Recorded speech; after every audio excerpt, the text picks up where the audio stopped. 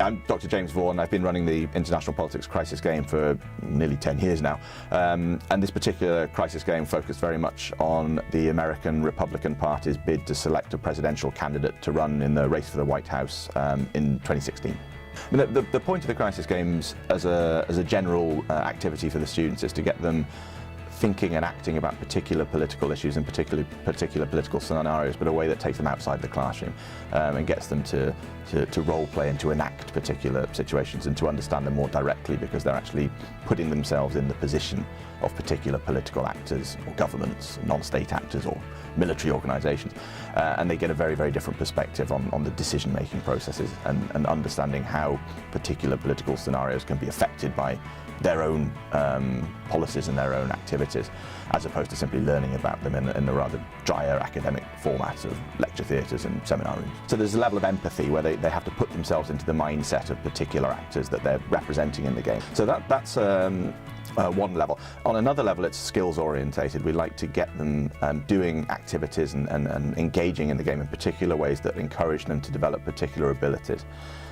Project management, team building skills, diplomacy, negotiation, engagement with media in different kinds of format. All the kind of things that hopefully they'll be able to take away from the crisis game and apply when they're actually looking for jobs out there in real world.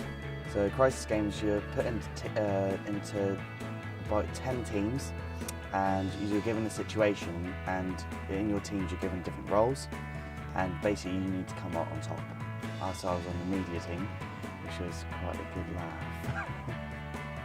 But the actual crisis game itself is just so much fun because it's so busy. You're constantly trying to sort of go from one place to the other, trying to organise stuff. Because the next thing you know, there's this massive policy that's going through, and you're like, uh-oh, we have to sort of, go around and start working with it. And it's sort of just the buzz of the whole event was so much fun. I definitely recommend going to the crisis games for anyone, any InterPol student. I think it's a great event. You have so much fun. You get to meet loads of people that you wouldn't normally meet, and you actually find that they're really cool.